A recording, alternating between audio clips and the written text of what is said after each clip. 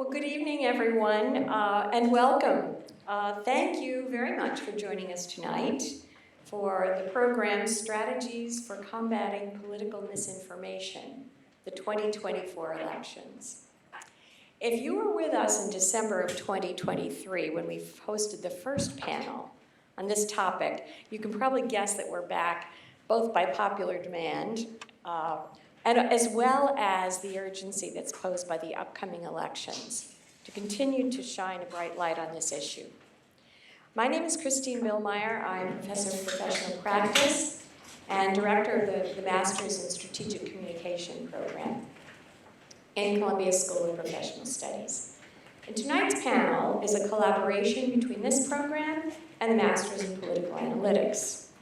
And to tackle this topic, we've invited an exceptional panel of individuals from each of our respective disciplines and from professional sectors that include journalism, political communication, media, public opinion research, and political psychology. Their rich experience, knowledge, and scholarship in political misinformation will inform this conversation, and I hope provoke a lot of good questions from you during the Q&A. We are very fortunate, once again, to have Josie Cox as our moderator this evening. Thank you, Josie. Josie is a journalist, editor, and broadcaster covering business, the economy, and gender. She has worked for a broad range of media outlets in Germany, Switzerland, the UK, and the US, including Reuters, the Wall Street Journal, and The Independent, where she served as business editor. As a freelancer, her work has appeared in The Guardian, The Washington Post, Fortune, and Forbes, just to name a few. Josie has also appeared as a commentator on CNN, Fox News, Al Jazeera, and Sky News, and is a regular guest on the BBC. She was a Knight Bagehot Fellow at Columbia School of Journalism in 2020 to 2021, and she also has an MBA from Columbia Business School. Josie is the author of Women, Money, Power: The Rise and Fall of Economic Equality, which tells the story of how women fought for financial freedom and the social and political hurdles that have kept them from equality. The Strategic Communication Master's program is also very fortunate to have Josie as associate faculty. Josie will introduce our panelists and moderate the conversation with them for about an hour, and then we'll have about 30 minutes for Q&A. But first, I would like to welcome to the podium my colleague, Greg Warrow. Greg is professor of political science at Columbia, and he is founder and director of the SPS Master's degree in Political Analytics. Greg?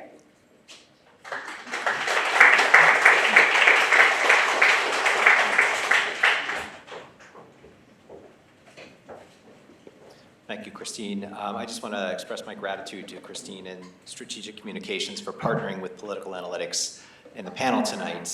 So we did this last year, and this was absolutely one of the best panel discussions I've witnessed in my 30-plus years in academia. So I don't need to put any extra pressure on our panelists today, but I'm sure they will exceed expectations. So much has changed from last year. We have generative AI at our fingertips in user-friendly interfaces. We've got the richest man in the world taking over one of the most prominent social media platforms where misinformation is propagated. We've had actual infractions using misinformation that are being prosecuted at the state level. So lots of interesting things happening, and we have obviously a presidential election looming, another extremely consequential election where we'll see what role misinformation plays in the dynamics of the election and the outcome. So I just want to say thanks to our panelists for participating tonight. Josie has already been introduced, so I'll shut up and just say buckle up and enjoy the panel. Thank you.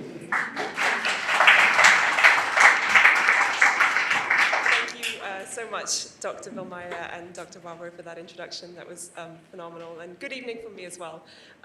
Welcome to Casa Italiana. I said this last year, but I'm always so struck by the beauty and the history of this building. We're so lucky to be here tonight, so thank you for coming. And I'm just so happy to be back, to be moderating a conversation tonight on strategies for combating misinformation. As you already heard, almost a year ago, I had the privilege of moderating a very similar conversation in the same location, indeed with some of the same panelists as well. And in preparation for tonight, I went back like a diligent student and I consulted my notes from last year. And I actually had to laugh because last year I said that this topic was more complex and more timely than ever before. And I feel like as we reflect on everything that's happening in the world today, of course we heard some of it from Dr. Barbara already, wars, crises, of course the upcoming US election, the only appropriate way to introduce the conversation tonight is by saying that this topic is more complex and more timely than ever before, right?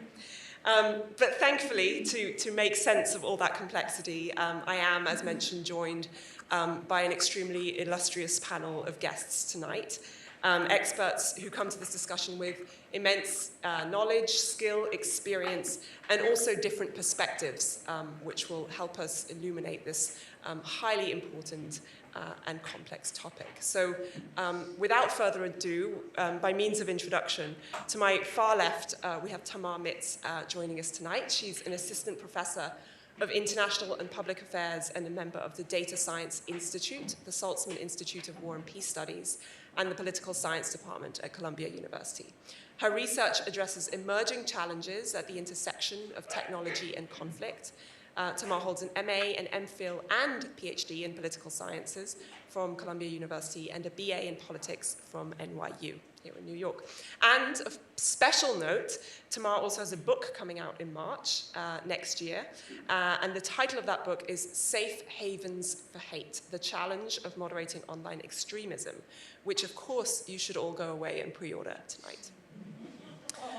Next, we have Bradley Hope joining us. He's the CEO and president of the Honan Strategy Group, which is a strategic public opinion research and data analytics company. His work helps agencies, political candidates, senior government leaders, NGOs, and C-level business executives understand the shifting contours of public opinion. Bradley has worked with and for a whole array of organizations and institutions, from the Clinton White House to the boardrooms of corporate America. In the political arena, Bradley has worked on behalf of, among others, Bill and Hillary Clinton, Tony Blair, Mike Bloomberg, and Silvio Berlusconi. He's advised high-level government officials, political candidates, and political parties across the world, including in Colombia, the UK, Italy, Israel, and in the Ukraine. We also have Yamil joining us again, welcoming Yamil back from last year. Yamil Ricardo Velez, he's an assistant professor of political science at Columbia University. He completed his PhD in political science at Stony Brook University and holds a BA in political science and psychology from Florida State University. Yamil's research and teaching interests lie very much at the intersection of racial and ethnic politics, political psychology, and political geography, with a focus on immigration. And before coming to Columbia, Yamil was an assistant professor at George Washington University and Wesleyan University. And finally, last but certainly not least, just immediately to my left, we have Andrew Whitehouse, who is a senior partner at Penta Group, a comprehensive stakeholder solutions firm. At Penta, Andy leads the New York Strategy Office, and he's also the firm's global head of marketing. Previously, Andy was the founder and managing partner of Copperfield Advisory, a boutique consulting firm that Penta Group and Falfurrias Capital Partners bought back in 2023. Before Copperfield, Andy served as the Chief Communications Officer for IBM, Willis Group, and McKinsey & Company, not all at the same time, I hope. And before McKinsey, Andy was a UK government policymaker, leading teams in the Prime Minister's Social Exclusion Unit, the Office of the Deputy Prime Minister, and the Department of Health. Here at Columbia, Andy's an assistant professor. He teaches political communications and crisis management. He's lectured at a number of universities. He's a graduate of Christchurch, Oxford, and of Harvard University. And most relevantly for tonight, of course, he was an assistant producer on a Grammy-winning Latin jazz album. And when I checked that detail with Andy just before coming on stage, he went, yes, but I also have a Tony. So I don't know if we'll get to that tonight, but there's a little bit of extra context for you. So all of that being said, welcome to all of you, and thank you so much for being here tonight. I'm going to kick off with a few questions for each panelist for about 45 minutes, and then, as Dr. Bilmeyer mentioned, we'll be coming to the audience, to you. So I urge you all, while we're talking, to think about what you might like to ask our panelists. This is an incredible opportunity to have a really frank conversation. Yeah, we'll come to you in about 45 minutes. But first off, I'd like to start with a sort of icebreaker, if you can call it that. And I'd love to get brief thoughts from all of our panelists, perhaps starting with you, Andy. So we are just about 6 weeks out from the US presidential election, an election that has been so unique already in so many ways. It's been defined by a dramatic leadership change at the very top of the Democratic ticket, not one, but 2 assassination attempts on a former president, and plenty of vitriol and personal attacks. I also saw some research just out this morning, in fact, conducted by Adobe, showing that a full 94% of US consumers are concerned that the spread of misinformation will impact the upcoming presidential elections. So based on all of this, how, based on your observations and expertise, has misinformation most prominently shaped the campaign so far? Okay, great. Thanks, Josie. Thank you for that almost entirely misinformational introduction. There were elements of truth, but lots of things in there that aren't true. It's lovely to see you all. It's particularly lovely to see some of my students. Thank you for showing up. I hope you've done your assignments. And it's fun to talk about this topic. I'm assuming that as a panel this evening we'll touch on both misinformation, which is those moments when politicians occasionally get things wrong, and disinformation, which is, I think in many ways more interesting and has a history that runs back to the Trojan War of political leaders of one kind or another deliberately deceiving publics in order to advance their agenda or to make life harder for their opponents. So to your question, Josie, I think I'd say 3 things very briefly. First of all, there is a ton of misinformation and disinformation out there that we can talk about. Second, I think voters are really, really worried about it. And they're worried about it for a bunch of reasons that sort of in the end go to the health and the state of institutions and our democracy in this country and in other countries around the world. You know, half the world in the democratic, as in small d, world is voting this year. So this is important in the US, it's important in other places as well. Does it make a difference in elections? I'm not so sure. I think we should talk about that. In fact, I think the impact of disinformation on voters in the US and elsewhere has been quite significantly overstated. That actually it's much less of an issue in the way that we might immediately think about the use of disinformation changing voters' minds. I think it has an interesting impact in a bunch of other ways, but I'm not totally persuaded that it actually changes the way that we're all going to vote in 48 days' time. Interesting. A potentially controversial view straight out of the gate. I like it. Yamil. Believe it or not, I actually echo some of that. It's incredibly difficult to persuade voters. There have been political scientists who have studied this question across campaigns, across persuasive messages. Most recently, there was a study that looked at millions and millions of voters and various persuasive attempts that were used to try to sway them to vote a certain way. This was a gigantic database that was actually used by a variety of Democratic candidates. And the political scientists who analyzed these data actually found that the overall effect of these persuasive attempts was precisely 0.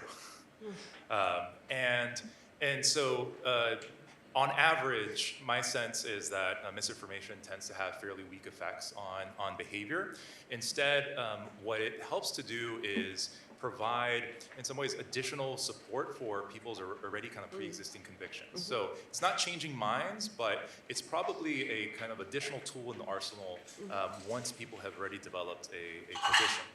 And so it's a way of reinforcing potentially your existing beliefs. And I would say a place where we might observe misinformation having the greatest impact might be more among maybe like politically apathetic people, those who, where you're not going to change their minds in terms of which candidates they're going to support, but you might, create an environment of disengagement. And so the way I think about misinformation is, when you flood the zone with false information, people might have trouble trusting anything they see online. And so for me, the bigger issue is not so much, is it influencing elections in terms of vote choice, but more it's creating an environment of distrust, and there could be other kind of downstream consequences that flow from that we probably don't want as a society. Fantastic. I think we'll get back to many of those points that you've just made. Really fascinating. Bradley, what are your opening thoughts? Let me start off by giving a little bit of good news and talking about what my 14-year-old daughter wants to talk about, which is Taylor Swift. Excellent. Which is Trump came out and started spreading around the idea that Taylor Swift had endorsed him. And then within a week or so, the debate happened, and she came out minutes after the debate and endorsed Harris. And I think there was enough news media attention about his claim, which was ludicrous, and enough coverage of what Taylor Swift actually said that I think it batted it down. The other piece of good news that I would say, or in this context is good news, is the country right now is so polarized. 49% according to polls consider themselves Democrats, 48% consider them Republicans, and 3% are somewhere in the middle. If you're talking to a Harris voter, almost nothing you can say to that voter, whatever misinformation or disinformation, is going to change their mind. The same thing, if you talk to that 48% who are Republicans, they largely want to believe anything bad about Harris and anything good about Trump. So the benefit of being polarized is that we're disbelieving of what the other side is potentially likely to say, but susceptible to anything that hits the other candidates. I think that the challenge that we're seeing is that there is a great deal of misinformation that's happening down ballot that doesn't have nearly the scrutiny that a presidential campaign. So about 250 miles from where we're sitting right now, there are battleground races for the U.S. House. Some of them were decided by 1,800 votes, 3,500 votes. There's not, and I know you want to talk about local media, there's not a lot of local media available to police those races, and there's disinformation happening at that level that doesn't have the same scrutiny. So I think it is more pervasive down the ballot in races that are still pretty consequential. And I suppose a rumor of some local official in, for argument's sake, the state of Ohio is going to be harder to debunk than who Taylor Swift is endorsing. That's right? exactly right. Yeah. That's exactly right. Yeah. Tamar, what are your thoughts so far on how misinformation has been shaping the campaign? Yeah, so just to add to the terrific comments of my colleagues here, taking this from a slightly different angle, one of the things that we have seen increasing this year, and this is an increasing trend from previous years, is the use of new technologies to create misinformation. I completely agree that we don't know whether this actually changes anything, but I study producers of misinformation, have been for a few years now, and the efforts to convince people of what they want them to believe just keep growing. Yeah. So now we have generative AI tools. A lot of people are concerned that they will be used to convince voters to move the effect beyond precisely zero to something else. But it's still an open question whether that actually will have any effect. I would just want to add something about the floating point, is that one thing that to me is really unique about this particular year is just how many voters globally are going to the polls. So when we think about, for example, tech companies' efforts to combat misinformation, and happy to talk more about that later in the panel, there's more to do, more elections, more events. The scale is larger. So I think this is one area that I think is pretty unique about this year that could make at least the combating side of it more difficult. That's fascinating. I think that gives us such a great foundation. It's not where I thought we would go at the beginning of this conversation, but I think it sets us up fantastically for the next questions that I've got lined up. And Andy, I want to come back to you, and it's actually a great segue from what Tamar was talking about. You obviously have immense international experience. You have the ability to see what's happening here in the US, with the context of an international perspective. So help us to kind of understand where what we're seeing in the US right now fits into a global perspective. Is what's happening here unprecedented in the way that misinformation and disinformation is perhaps not swaying voters, but is certainly shaping and coloring sentiment. Are we going through something unique? So I don't think we are. I think there is some research on this that suggests that of the dozens of elections that have happened or are happening this year, that there's been significant misinformation, disinformation activity in many of them. What's interesting, there's a new piece of research out from UNESCO where they've studied the degree to which people in different parts of the world are worried about disinformation and the impact that it's having on elections against the Human Development Index, which is a UN measure that basically assesses a nation's ability to provide people with a good standard of living.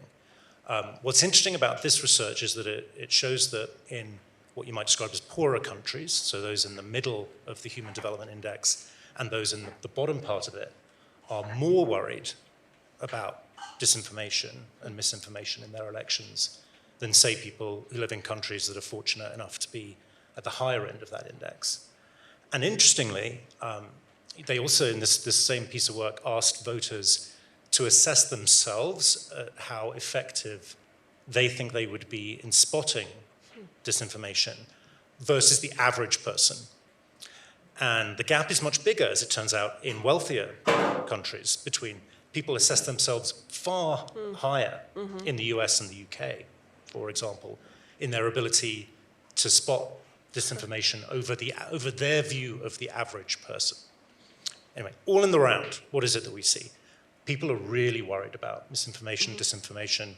They see it as driving divisiveness, which we talked about. They see it as damaging institutions, and they don't really see anybody doing anything to try and combat it. So I think from a voter perspective, it is a source of anxiety and concern and stress for democracy. And you spent a lot of your career in the UK. I would love to know how you think what we're experiencing here fits in or compares to some of the recent elections that we've seen there. And not only elections, but also referenda. I'm thinking of Brexit specifically. Obviously, misinformation, disinformation, a huge source of concern at that time. Yeah, I mean, I think we're catching up in the UK. I think we're catching up. Look, in the US, there is no law that says, thankfully for our panel this evening, there's no law that says that we can't lie to you. And I think it's an important principle here. We are certainly, I would say, seeing an increasing comfort in the UK with political actors deliberately seeking to deceive voters. As I sort of hinted at in my introduction, I'm not at all convinced. The research, I think, on this is really good. I mean, you talked about it, Mark, that voters can be persuaded to vote differently. But we see plenty of evidence of disinformation suppressing voting. Yeah. So if you tell people that they can't vote if they don't have a driving license, I think that's a pretty effective way of stopping people from showing up. You tell them that the polls are going to close at a time that they're not going to close. It can be a pretty effective way of sort of suppressing the vote. I think we're seeing a lot of that. And I think it has... So we know that the media doesn't change people's minds, but it does tell people what to care about. So saliency is an effect that tends to come with the media. And so if you tell the public often enough that that if they vote to leave the European Union, that they'll be able to save the NHS, I think on one level, it puts a point on the things that matter in a campaign. Yeah, and the more compelling and vivid and relatable the story is, the more credible it is as well. It's just the way the human mind works, isn't it? Yeah, I mean, I want to come to you. You've been studying misinformation within Latino communities specifically, and of course also in the general population for years. And we spoke about this briefly last year, but I'd love to kind of come back to the research that you did during the pandemic, during COVID-19, and particularly during the vaccine rollout. You conducted research on the effectiveness of COVID-related fact-checking in various parts of the world. And I guess in some ways, COVID was a sort of litmus test, right, for the power of misinformation. How would you apply the lessons that you learned from the pandemic to the challenges presented by misinformation that we're seeing now, of course, particularly in relation to the political backdrop, but also just more generally as well. Yeah, thank you. So I think misinformation tends to thrive in settings of uncertainty, and I think part of the reason why we saw so much misinformation floating around during the pandemic was because people were still figuring out, the efficacy of vaccines, exactly how the virus was transmitted, and so that creates, I think, a breeding ground for misinformation.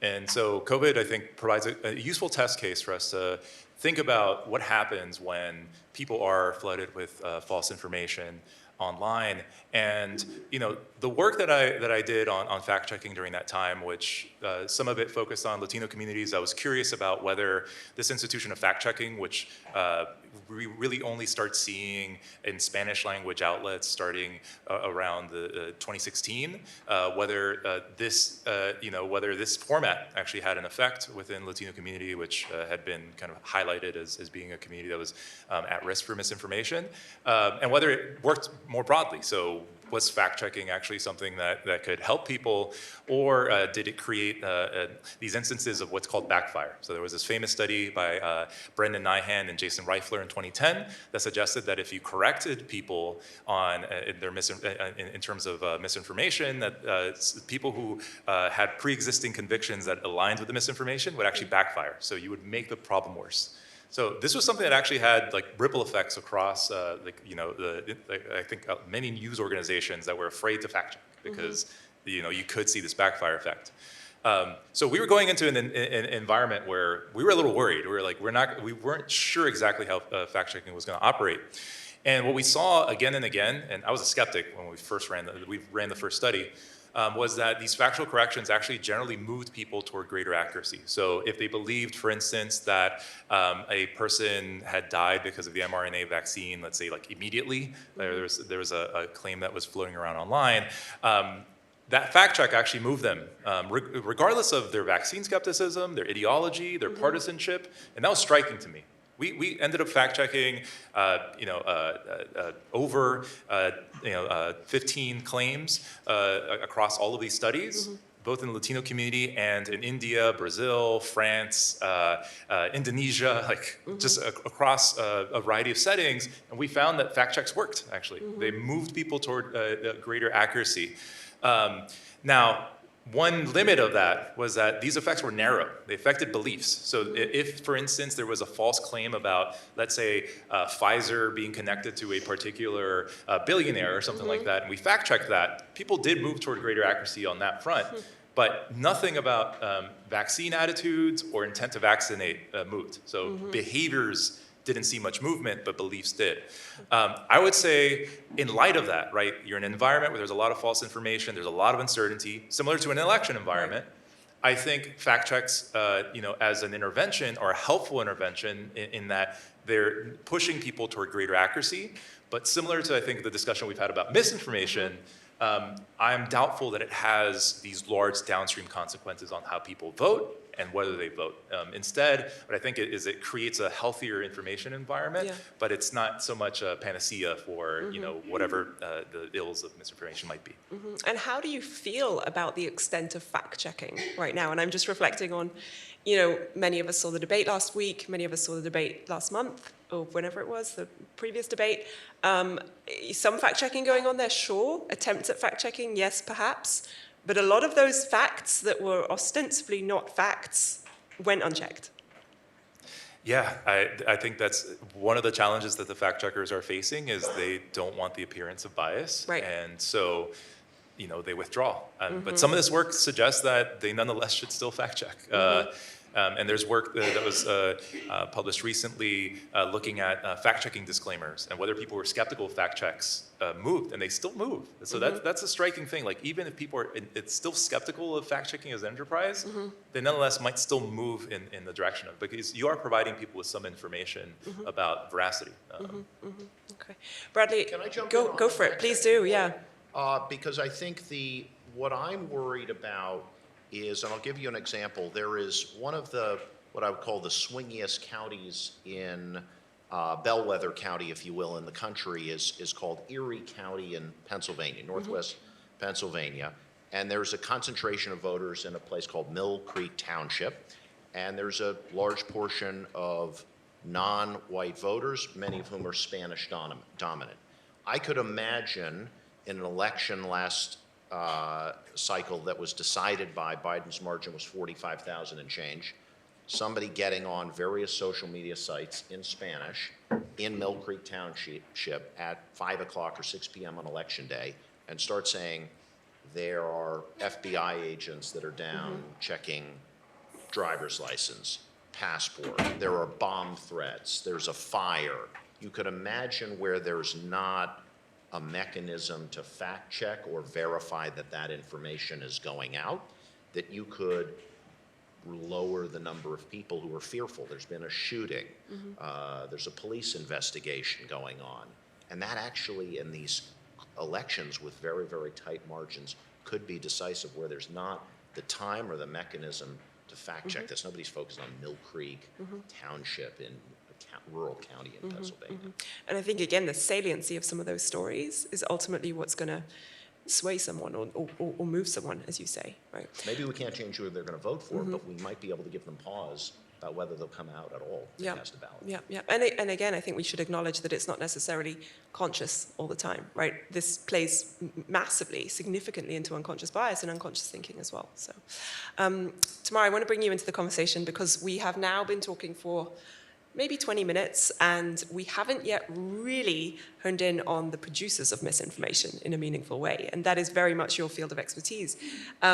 So you've obviously done a lot of work on the producers of misinformation, and I'm always struck by, despite the fact that their obvious role in this conversation, they're sort of sidelined sometimes because they are just so hard to identify, decipher, and in many cases, associate with.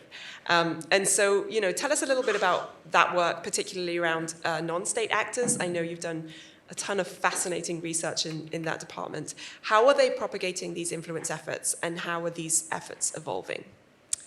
Yeah, so I think this is just absolutely fascinating, actually, following just the comments we heard about the town in Pennsylvania.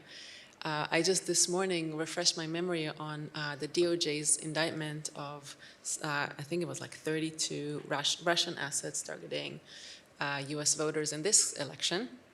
And there was just fascinating details and evidence about, documents produced by Russian organizations and kind of planning how they would target voters in swing states, just like Pennsylvania.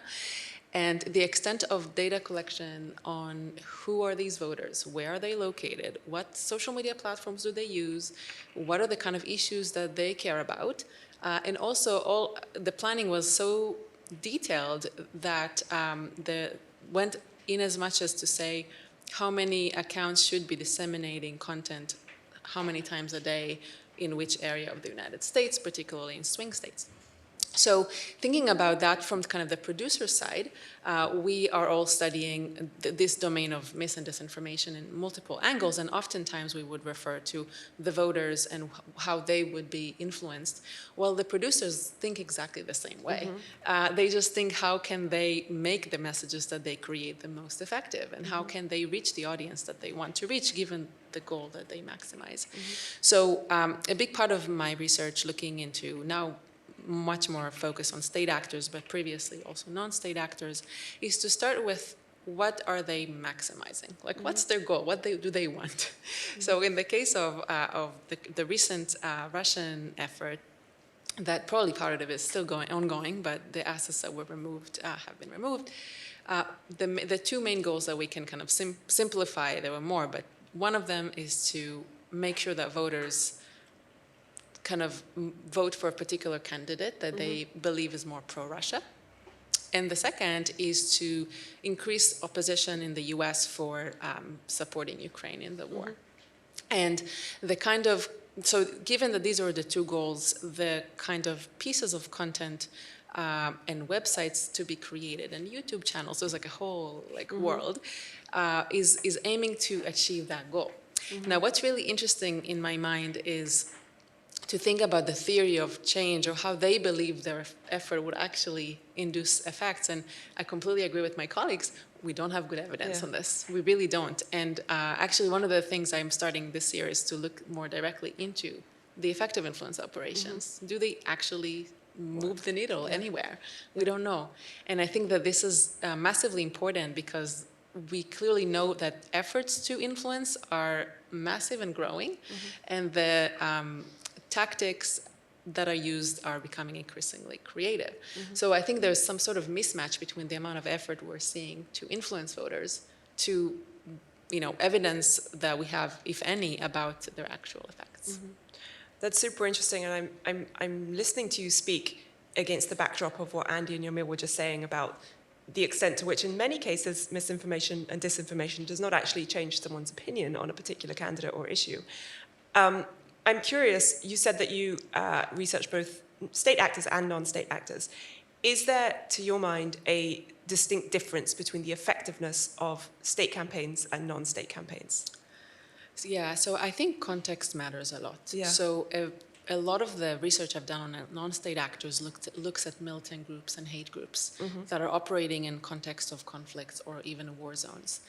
I think that when the context is a context of uncertainty, and we talked a little bit about this in COVID, I think this is my belief. I haven't proved it with very rigorous empirical research yet, although I have some studies, is that when uncertainty is higher around you, people will be more vulnerable to these kinds of influence efforts or mis and disinformation.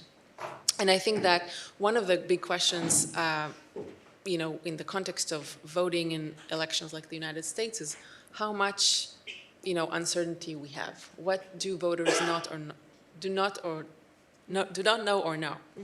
So I think that, so just kind of thinking about this from this angle, I think that in the context of elections, it's true, we don't know whether these efforts have any effect, but I have observed in other contexts, for example, in Afghanistan, when the Taliban was launching an influence effort, there was a big impact on people who were exposed to the information. So I think that the context really matters here when we talk about effects and things like that.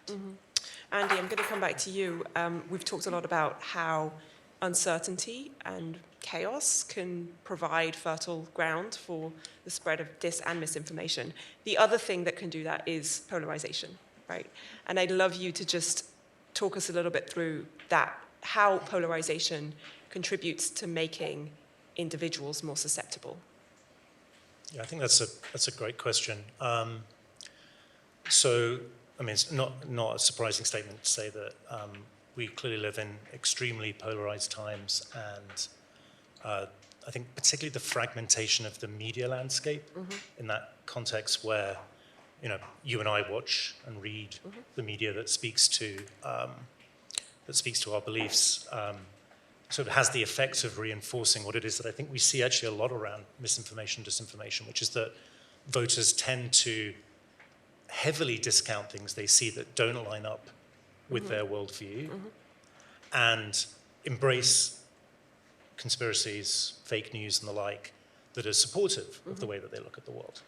So the fact of polarization, the fact of people being in different camps means that for the person producing content that is designed to support a particular candidate or a particular issue campaign, or indeed to attack the other side, that the environment is really ripe for that kind of messaging. The good news, I suppose, is that unlike probably most of the people in this room, like normal people don't care about politics in reality. They don't think about politics all the time. They are probably not thinking about politics at the moment. And as we get closer to the election, more people will engage. But it is, I think, one of the unfortunate consequences of polarization, particularly in this country, and the fact that we seem to have decided that politics is going to be the way that we define ourselves, in our identity as Americans appears now to be sort of coalescing around politics. We should be hopeful that the fact that most people just don't care will mean that the impact will be blunted. to some degree. I'm just going to push back ever so slightly on that, because that's what makes an interesting panel, right? Do they really not care? Based on what I'm reading and what I'm seeing and where I'm traveling, which granted is mostly in metropolitan bubbles, but also other places, it does feel like there is a personal element to politics this year. And I'm thinking of things like reproduction being a very high ballot issue, the vitriolic attacks that we're seeing. Does that not mobilize individuals? I think, like I said, I think in the US, unfortunately, politics has almost become the defining thing of our identity. But I just don't think most people are thinking about it most of the time in the way that you and I are. There's a lot of other stuff going on in people's lives that they're thinking about a lot more. And I think we need to be hopeful about that. The second thing I'd say, assuming we're going to go in the direction of what we can do about all of this. Which we should, because we are meant to be talking about strategies to combat, so we'll It's get there. the clue's in the title. In the class that Josie and I teach together, probably should have declared that earlier. In the class that Josie and I teach together, the underlying sort of thesis, the hypothesis of the class, is that the role of technology in elections is massively overstated, and that really what matters is human beings. That the single most persuasive thing to get someone to change their mind is not a barrage of misinformation and disinformation. It's that Josie is my neighbor telling me that I should really consider voting for this candidate over that candidate. There's decades of excellent political science research that shows that human beings are way more effective than any other mechanism of motivation. I'm much more likely to listen to my friend Stuart, who's sitting in the middle of the auditorium, than I am to listen to the messaging, the robocalls, whatever it might be, which again gives me some hope that actually the sort of extraordinary distribution powers of the internet and the sort of potential of generative AI to cause havoc can be combated by neighbors talking to neighbors about candidates and about issues. Or indeed, neighbors sending neighbors direct messages on Twitter or your social media platform of choice. Less effective Interesting. than knocking on the door. Interesting. Bradley, I'm going to come to you because Andy was talking about media a minute ago, and I know the topic of media is something that makes your heart beat faster, as it does mine. Last year we spoke about local news and the extent to which it's struggling and the impact that this is having on the proliferation of misinformation. I'd love to hear your thoughts on that today against the backdrop of what's going on in the world, the current news cycle. And I recall that last year you were not exactly optimistic in our conversation about potential solutions and the role that media, local media, can play in those solutions. But I wonder, have you changed your mind? Yeah, thank you. It's a very important topic, and I'm glad you asked it. And I think if Andy goes down his chart there of influence, it's person to person is the gold standard. But local news, which is somewhat undefined and disappearing, unfortunately, is more at the top of the list than it is at the bottom. I think the statistics are that about 23,000 journalists lost their job in 2023. It was one of the high points, or the low points, I should say, in a period of about a decade. Local newsrooms have been basically decimated across the country and certainly around the world. I'm going up to Albany tomorrow, and I'm meeting a reporter because I'm speaking on a panel. And I asked where his office was. He said the state capitol. I've never met him before. I said, how do you find me? How do I find you? And he said, there aren't many of us left. And that's Albany, New York. I'm a New Yorker. Things matter here. The budget's billions and billions of dollars. We've apparently had a Chinese spy working in the government there, which local news helped uncover. So I think it's looking very bad right now. And I think your point, if I can go overseas for a second here, I think we're right to have a microscope on what's happening here in America and looking at the local situation. There's an interesting report about how the Russians are trying to undermine U.S. support for Ukraine, and they're sending that into social media outlets in Pakistan. And What are we doing to be aware of that? We should look locally, we should look nationally at what Russians are trying to do here, not to pick on them, but what are they trying to do in terms of this information warfare around the rest of the world, I think is a very, very significant problem. I think that one of the places where local news has a very important role to play is there has been, unfortunately, a lot of budget cutting in the election officials' offices to combat misinformation. There's a county in Georgia, which again is an important county. Their misinformation combating budget went from $500,000 4 years ago to $150,000. And so they're fielding lots and lots of inquiries. People are searching locally, will my ballot be counted? Does a mail-in ballot, is it just going to be thrown in the trash? And local media, I think, has a really important role to play there as a trusted voice about what's happening in Macon, Georgia. And right now, there's a big, big gap. So I'm more pessimistic. The fact-checking resource that you were just discussing, that is affiliated with local media. Is that what you were saying, or is it's a government? The county government funds a misinformation unit in the Board of Elections. Yeah. And right now, since they're overwhelmed, they can't pick up the phone, they don't respond on email, they don't respond on social media. That's going to the local media outlets who are forced to help combat some of that. And I think that's an indication of how critical of a resource it is for people to turn to that after the government. Is remarkable. Totally. Yeah, so local media, I think what I'm hearing is you're saying local media potentially a great solution. Absolutely. In effect, it's just not got the firepower that we need it to have. And it seems to be going in a very bad direction in terms of the job losses and the destruction of those outlets. Absolutely. Tamar, I'm just going to give me. I want to come to you in a minute on something related, but I can't resist. I know I saw you nodding along, and I'm sure that you've got an interesting perspective internationally on local media. International local media a bit less, like at the level that Bradley really knows.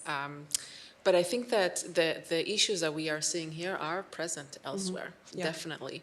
And I think that I completely agree with your hypothesis in your class about the power of trust between humans as a big source of combating, everything that we are seeing online digitally. And I'm really curious how that would look like, if we had this panel next year or the following year, when people, engage more, for example, with chatbots and generative AI. How does that look like in comparison to information passing between humans? And I think that, and whether it's neighbor or friend or local media, I think that I just want to endorse that based on my understanding of how these things work. I think that this is one of the most important assets we could have to combat misinformation. And it seems so simple. It's like right here in front of us. And so just echoing and completely agreeing with the points that have been said. So pay for your media subscriptions, everybody. From the topic of the importance of human interaction, the natural progress from that conversation is to AI. And Yamil, I'm going to come to you because I know that you have been doing a lot of work on leveraging generative AI in this discussion around combating misinformation. Talk to us about that. What have you been doing? What have you learned? Yeah, so in light of the fact-checking studies I was conducting, I was a little disappointed with the results in the sense that we didn't find much movement in terms of attitudes or intention, and I was worried that with these studies of fact-checking, usually what they're doing is they're trying to find these discrete claims that are floating around online, and there are very few people who believe them. And it may not be a surprise when people move in the direction of the fact checks, because these are not beliefs that were held with any kind of high degree of certainty or strength. And so I devised a design with one of our graduate students here, Patrick Liu, where we used basically the technology powering ChatGPT to figure out what people's core issues were, and then we provided them with counter-arguments. And this was to test this broader idea of attitude polarization, that if you correct people, if you try to provide any evidence that goes against their pre-existing notions, that they'll backfire, they'll become even more extreme. That process, right, can have pretty, negative implications for discourse or debate, right? If any time you get in the room with someone that's on the other side and you have a discussion, you both end up more extreme than when you came in, we might worry about the power of deliberation. And so what we did was we used AI to figure out people's core issues, provided them with counter-arguments, and we found a lot of evidence that actually people did moderate. So we didn't find this attitude polarization process where people became even more, like fiercer, let's say, believers in their position. That was with the exception of vitriol. So we sent this out as part of the review process. The reviewer said, okay, great, but you know what? Chatbots are too polite. They provide these like logical arguments. They're very neutral. What you need to do is ramp up the intensity of the arguments. Oh, goodness. And Okay, so yeah. we basically asked the chatbots to provide like even stronger kind of attacks on the position. Yeah. And in that case, that's where we observed the backfire. Huh.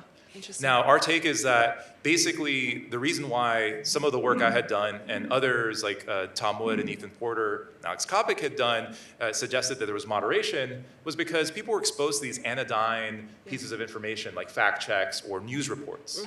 Whereas online, a lot of us are exposed to this vitriolic content where people are basically saying like you are completely wrong. This is Insert absurd. word, yeah. There's a lot of moralizing language. Yeah.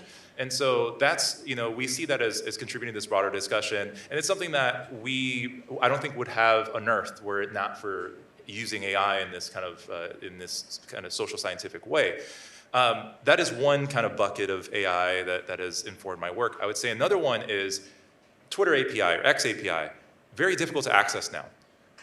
And so if you actually want to track misinformation, it's often more helpful to actually learn from respondents themselves. And so what I've done is developed a tool where people submit actually in an open-ended fashion what they're seeing online, and this is then used to create a survey that evolves over time and tries to then figure out which topics, which pieces of misinformation might have high degree of penetration. So you're relying on individual consumers to flag misinformation, is that right? To basically provide me as a survey researcher with the misinformation they're seeing online. Okay, that they've identified as misinformation. Yeah, and then I'm using AI to effectively create these dynamic surveys that allow us to get as events are unfolding, what is actually rising to the top potentially online.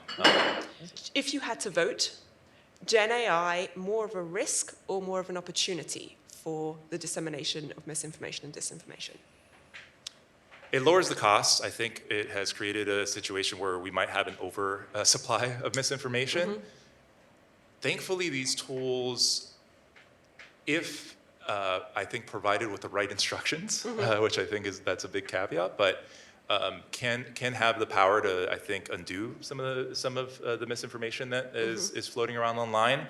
There's a recent paper actually published in Science by MIT scholars David Rand, Gordon Pennycook, and an assistant professor at American University, Tom Costello.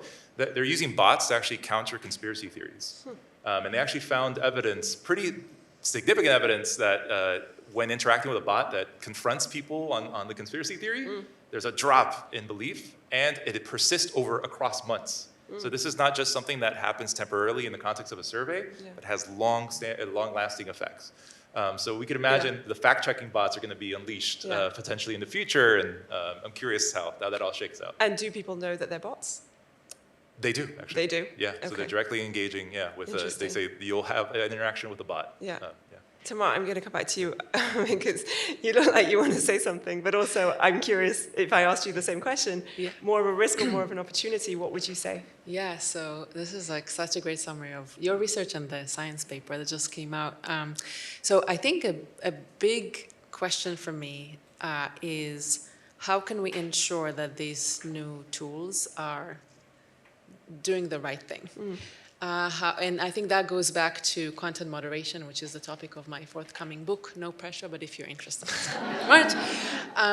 And I think the main kind of, if you kind of look at kind of how OpenAI and other companies are ensuring that the large language models are not producing a bunch of mis and disinformation, is by creating systems that restrict these chatbots from producing it.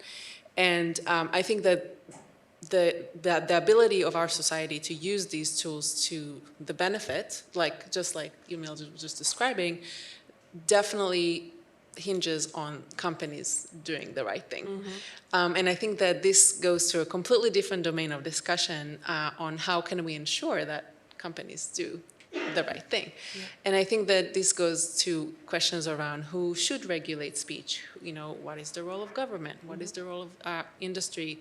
But I think that the generative AI chatbots can have tremendous, in my view right now, can have tremendous impact on or potentially helping us combat all these problems we have been discussing. But a big part of their success depends on them not being misused in the complete opposite direction. And I will just add one more thing about this human to human, or your question about, do these people know that they're human or not? One of the things I'm really interested in is how much trust do people develop towards a chatbot that they interact with, and whether that kind of trust actually can make them more vulnerable to disinformation if the chatbot, their friend that they, kind of develop some sort of relationship with, if we can call it that is like that, gives them misinformation or disinformation. So I think this is like something I've been really thinking a lot about, which is the complete mirror image of the good stuff. But I think that the technology, can allow both, basically. I can't help but think of my daughter who asked me yesterday what Alexa's favorite food is, which only scared me a little bit. So, no, that was brilliant. I think you raised such a great point to sort of slowly draw this conversation to a close and open it up to you, the audience, for questions. Ultimately, as we talk about solutions, who is the onus on to come up with the most effective solution to combat misinformation? Is it the public sector? Is it the private sector? Is it the individual? Is there a civic sort of responsibility that we all share? We've got about 5 or 6 minutes before I want to open it up to the audience. So I'd love to just kind of go down the panel and hear from each of you, where should we actually be looking for solutions? And where's the most realistic place that we might find them? Would love to hear what others think.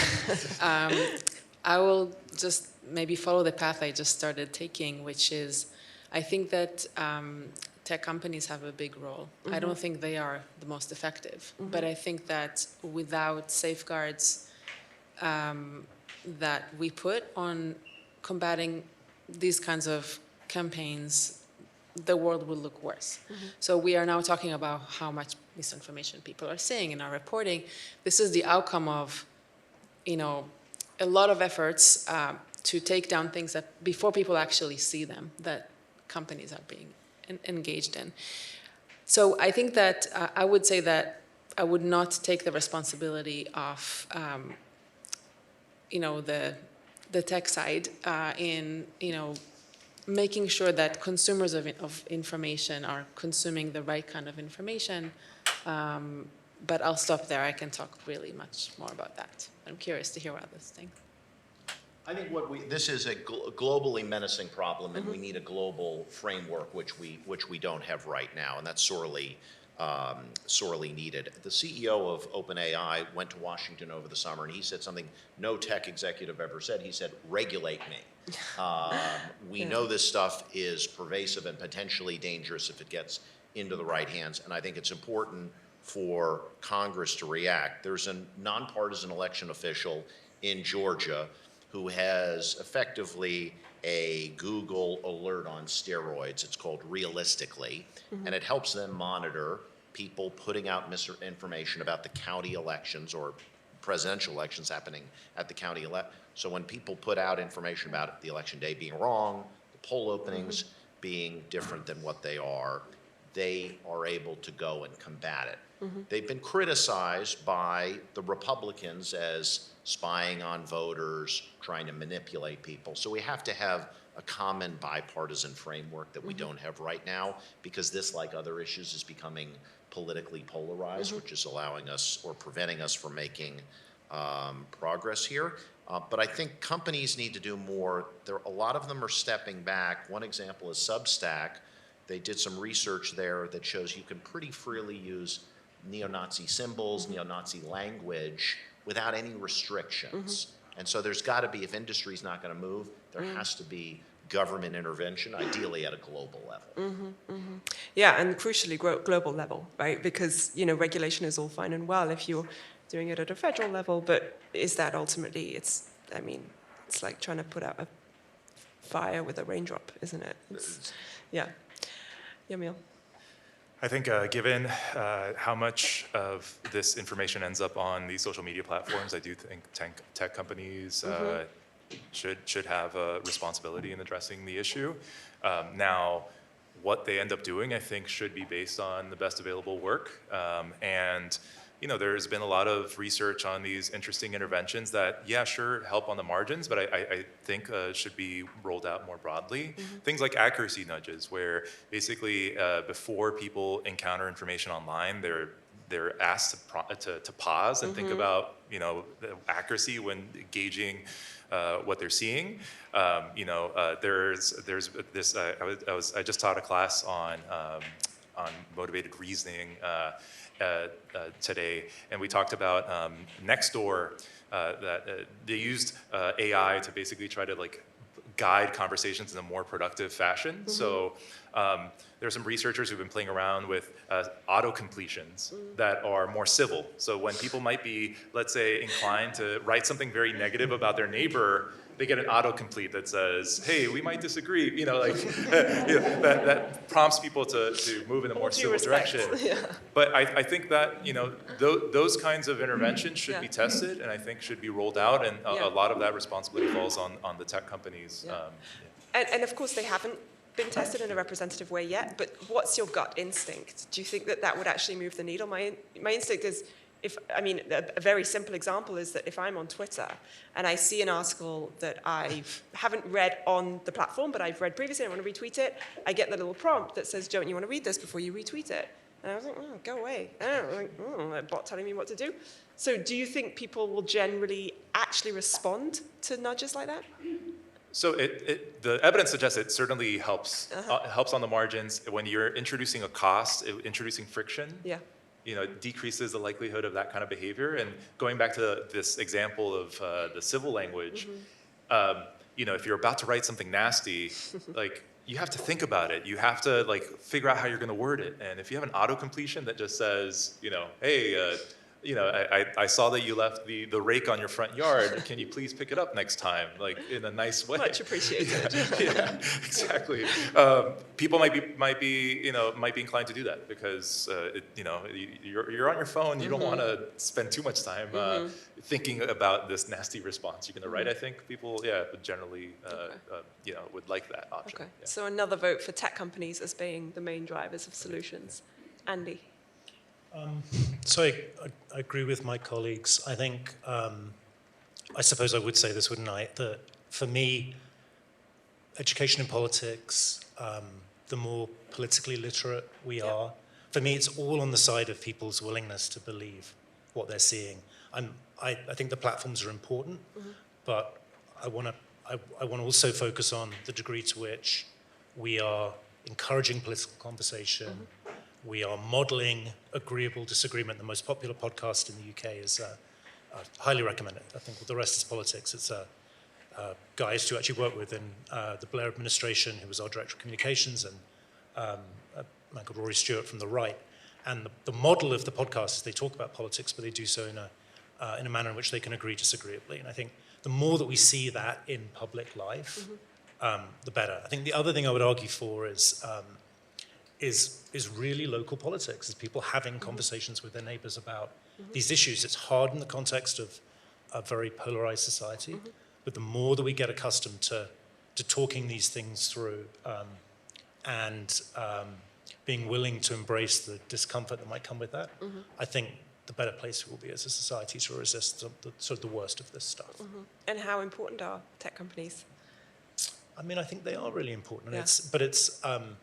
But I think there are other ways that we can fix this. I think assuming that sort of somehow more effectively regulating the platforms is going to prevent our adversaries from seeking to disrupt our elections is they'll figure out other ways.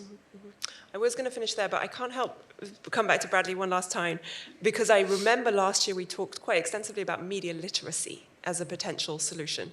And I'm a little bit surprised that you didn't explicitly call that out just now. So I'm curious, do you still have faith in media literacy being one of the ways in which we can combat this and misinformation? So, and I think one of the things that leaves me hopeful, or what I've been pleasantly surprised on about this year, and I think this is a global comment, is the media has been focused on preventing and raising people's awareness about incoming misinformation. And as we are all aware of these threats, I think they are having a more subdued impact than if people were not aware of it. So I think it's incumbent upon the media to continue to drive media literacy effectively about this looming threat. And I think, just as, I'm a strong believer in the First Amendment, but you can't shout fire in a crowded theater. And I think we really need to think about what parameters we all have and what we're able to do and say. And I think the media is a big part of that conversation. And again, that relates to resources. Yes, right? yes. Super. So we are at time. Just a couple of thank yous from me. Thank you so much, obviously, to all the panelists for sharing all their views tonight. Thank you to SPS for hosting us once again. And thank you, of course, to all of you for your insightful questions, for being here, for listening. I'm wishing you a wonderful rest of the election campaign, and get out and vote.